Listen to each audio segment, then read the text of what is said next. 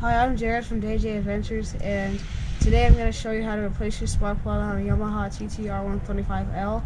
And this goes to pretty much all bikes out there, but you always want to check your manual for specifics. We just bought this bike off Craigslist, and the first thing you want to do when you buy a used bike is go over all the maintenance basics such as oil, cables, spark plug, etc. And today we're just going to be focusing on the spark plug.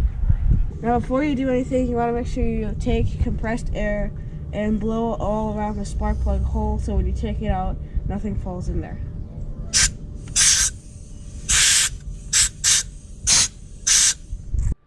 I'm using a spark plug wrench that came with the bike, a 14 socket to go right on there, and a regular ratchet. So now I'm going to take the boot off.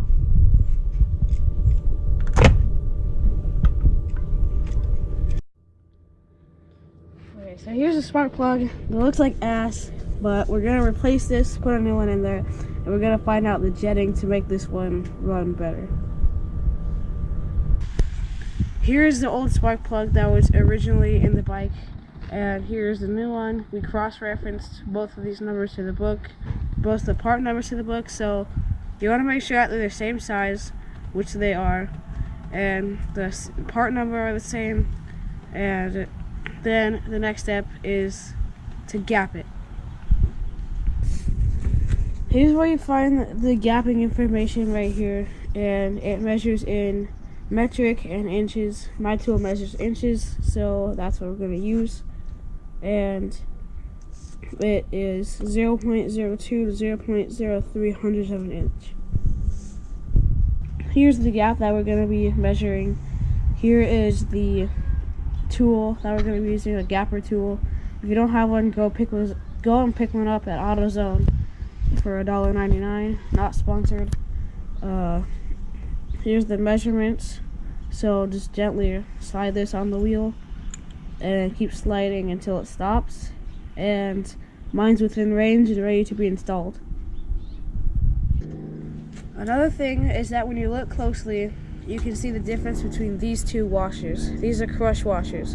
When you put the new one in, you want to make sure this flattens, but if you overdo it, it will strip the threads. To install, grab your spark plug and line it up. Spin it a couple times with your fingers to get it going. Then to make it go quicker, you want to grab your spark plug wrench and start spinning. If it doesn't go easy, you want to stop because you're probably cross-threading, and if you cross-thread it, you'll have an effed up day. So to prevent it from seizing, put some anti-seize on it, and it'll make it easier for it to come out the next time. When you're tightening it, you want to make sure that you feel the crush washer flattening, and then when you do, you just want to torque it to spec. Once you have that done, you want to put your boot back on, and you'll feel it click when it's all the way in. And that's it. That's your installment of your spark plug. Thanks for watching, and see you next time.